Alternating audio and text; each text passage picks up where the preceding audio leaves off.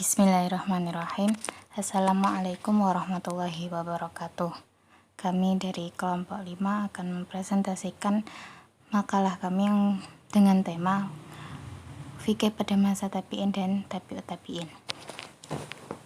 Di sini kami membahas beberapa poin, yaitu diantaranya yang pertama ada pengertian fikih pada masa tabi'in dan tabi'ut tabi'in, kemudian fikih pada masa tabi'in dan tabi'ut tabi'in, selanjutnya ada perkembangan fikih pada masa tabi'in dan tabi'ut tabi'in, dan yang terakhir yaitu ijtihad pada masa tabi'in dan tabi'ut tabi'in. Yang pertama yaitu pengertian tabi'in dan juga tabi'ut tabi'in. Tabi'in artinya adalah pengikut, yaitu orang Islam awal yang masa hidupnya setelah para sahabat Nabi dan tidak mengalami masa hidup Nabi Muhammad SAW. Maksudnya adalah orang-orang yang menemui masa hidup sahabat Nabi tetapi tidak menemui masa hidup Nabi Muhammad. Kemudian tabi'ut tabi'in atau pengikut tabi'in adalah orang Islam teman sepergaulan tabi'in yang tidak mengalami masa hidup Nabi Muhammad SAW. Yang selanjutnya fikih di masa tabi'in dan tabi'ut tabi'in. Yang pertama, fikih pada masa tabi'in. Dari masa ke masa, fikih selalu mengalami perkembangan, begitu juga pada masa tabi'in yang merupakan periode ketiga dalam sejarah perkembangan fikih, yakni setelah periode kenabian dan periode sahabat. Periode tabi'in ini dimulai setelah lepasnya kekuasaan Ali sebagai khalifah, dan kemudian kekuasaan tersebut dipegang oleh pemerintahan Muawiyah bin Abi Sufyan yang terakhir pada awal abad 2 Hijriah dan berakhir setelah wafatnya Khalaf bin Khulaifat. Beliau merupakan seorang tabi'in. Disebut tabi'in karena pernah bertemu dengan sahabat Nabi, yaitu Abu Tufail al-Laitsi. Tokoh-tokoh di periode tabi'in ini antara lain yaitu sahabat Nabi, murid-murid sahabat Nabi, yaitu Al-Hasan Al-Basri, Ali bin Al-Busain, Zainal Abidin, Alqamah bin Qais An-Nakhai, dan lain-lain. Pada saat itu metode penggalian hukum bertambah banyak, baik corak maupun ragamnya. Dengan demikian bertambah banyak pula kaidah-kaidah istinbat hukum dan teknis penerapannya. Yang kedua yaitu fikih pada masa tabi'ut tabi'in. Salah satu tabi'ut tabi'in yang pernah menggali pengetahuan dan pengalaman dari madrasah Hijaz dan juga madrasah Irak yaitu Imam Abu Abdillah Muhammad bin Idris Asy-Syafi'i atau biasa disebut Imam Syafi'i. Beliau mencoba mengambil jalan tengah antara pendapat kelompok ahlul hadis dan juga ahlul ra'yi. Beliau menggunakan lebih banyak sumber ra'yu tetapi tidak seluas yang digunakan oleh kelompok ahlul ra'yi, dan dalam waktu yang sama pula beliau banyak menggunakan sumber hadis tetapi juga tidak seluas yang digunakan oleh para ahlul hadis. Beliau mengambil sikap kompromi dan pengembangan antara aliran ra'yu dan aliran hadis. Metode Imam Syafi'i ini kemudian berkembang pesat dan memiliki banyak pengikut baik di Irak maupun di Mesir yang kemudian disebut dengan mazhab Syafi'iyah. Pada periode ini juga usul fikih dibukukan. Ulama pertama yang merintis pembukuan ilmu ini adalah Imam Syafi'i, seorang ilmuwan kebangsaan Quraisy. Beliau memulai menyusun metode-metode penggalian hukum Islam, sumber-sumbernya serta petunjuk-petunjuk usul fikih. Dalam penyusunan ini pula Imam Syafi'i bermodalkan peninggalan hukum-hukum fikih yang diwariskan oleh generasi pendahulunya, di samping juga rekaman hasil diskusi antara berbagai aliran fikih yang bermacam-macam, sehingga memperoleh gambaran yang konkret antara fikih ahli Madinah dan fikih ahli Irak. Perkembangan fikih pada masa tabi'in dan tabi'ut tabi'in. Perkembangan fikih dan perundang-undangan serta ekspansinya selama era ini dapat dikaitkan dengan 3 faktor utama. 1. Meluasnya ruang lingkup dan penerapan fikih serta meningkatnya ketidaksepakatan. Ruang lingkup fikih berkembang dan tumbuh dengan terjadinya peristiwa dan keadaan baru, dan ini terus berubah tergantung pada waktu dan tempat. Selain itu, Islam telah menyebar ke luar negeri yang memiliki adat istiadat, tradisi, kemasyarakatan, dan praktek ekonomi yang unik. Setiap ahli hukum mempertimbangkan keadaan masyarakat, tempat mereka tinggal, saat memberikan keputusan selama tidak bertentangan dengan syariat. Yang kedua, penyebaran narasi hadis pada masa Nabi Shallallahu Alaihi Wasallam dan khalifah yang dibimbing dengan benar.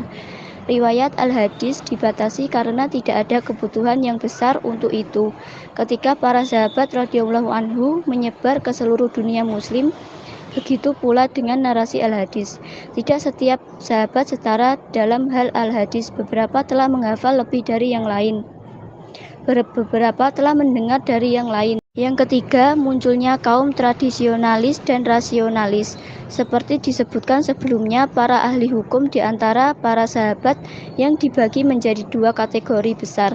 Mereka yang sangat ragu-ragu dalam melakukan ijtihad mereka sendiri dan mengungkapkan pendapat pribadi mereka sehingga menggunakannya dengan hemat, dan mereka yang akan melakukan ijtihad mereka sendiri kapanpun diperlukan. Kelompok pertama khawatir dan kontradiksi dengan surat Al-Quran dan Sunnah sehingga mereka ragu-ragu untuk melampaui apa yang dikatakan teks tersebut. Ijtihad di masa tabi'in. Cara ulama tabi'in melakukan ijtihad adalah mengikuti cara yang sudah dirintis sebelumnya oleh sahabat. Mereka menggunakan Al-Quran dan Sunnah Nabi sebagai rujukan utama. Selanjutnya, mereka melakukan ijma' sahabat. Jika tidak ditemukan dalam ijma', mereka berpedoman pada hasil ijtihad pribadi dari sahabat yang mereka anggap kuat dalilnya. Sehingga perbedaan pendapat tetap terjadi. Di samping itu, juga muncul perbedaan pendapat yang didasarkan pada perbedaan geografis, yakni maksudnya unsur-unsur lokal maupun regional yang mewarnai fatwa-fatwa hukum. Praktek atau adat setempat menjadi bahan pertimbangan dalam keputusan hukum mereka ini. Perbedaan tersebut mengerucut pada munculnya dua aliran besar, yaitu madrasah ahli ra'i dan madrasah ahli hadis. Ahli ra'i ini adalah para ahli yang mengedepankan pemikiran akal daripada hadis. Ahli hadis ini adalah ahli yang lebih mengedepankan hadis daripada pemikiran. Madrasah ahli ra'i berpusat di Kufah dan mengumpulkan fatwa-fatwa dari sahabat Abdullah ibnu Mas'ud dan Ali bin Abi Thalib. Kelompok ini berasumsi bahwa nas syariah bersifat terbatas, sedangkan peristiwa dalam masyarakat selalu baru. Pada peristiwa yang tidak ada nasnya, maka harus diijtihadi dengan ra'i. Fikih kelompok ini berkembang secara hipotesis dan terkadang menciptakan problem-problem fiktif. Di antara para imam madhab, yaitu Abu Hanifah, termasuk dalam kelompok ini. Madrasah ahli hadis bermarkas di Hijaz dengan tokohnya yaitu Sa'id Musayyab al-Makhzumi. Para kelompok ulama ini mengumpulkan berbagai fatwa dari sahabat Abdullah ibnu Abbas, Abdullah ibnu Umar, dan Aisyah binti Abu Bakar. Fikih yang dihasilkan kelompok ini bersifat praktis karena berdasarkan problem-problem aktual.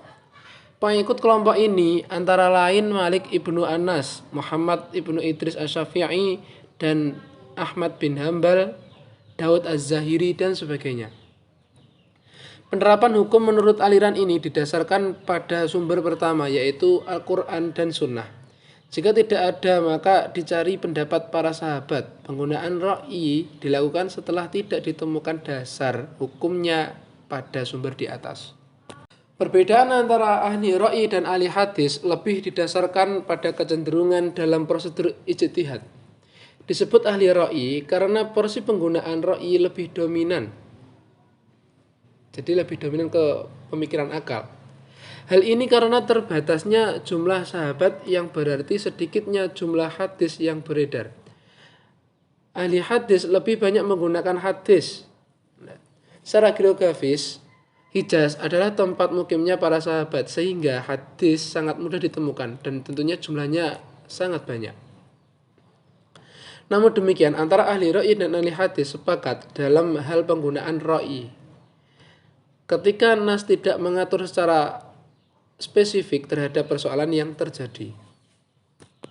Metode istinbat tabi'in umumnya tidak berbeda dengan metode istinbat sahabat. Hanya saja pada masa tabi'in ini mulai muncul dua fenomena penting, yaitu yang pertama pemalsuan hadis.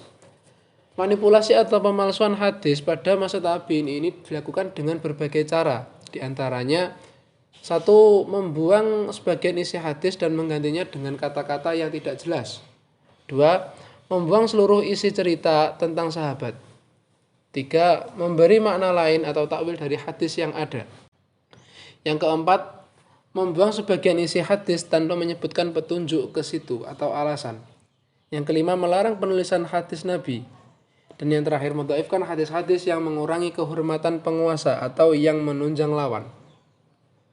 Secara umum, terjadinya berbagai manipulasi hadis masa tabi'in bertujuan untuk membela para penguasa. Dengan demikian rakyat akan mendukung penguasa.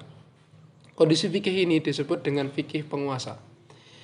Dan yang kedua, perdebatan mengenai penggunaan ra'yu yang memunculkan kelompok Irak atau ahli ra'yi dan kelompok Madinah atau ahli hadis. Baiklah, itulah tadi sedikit penjelasan dari kelompok kami tentang fikih pada masa tabi'in dan tabi'ut tabi'in.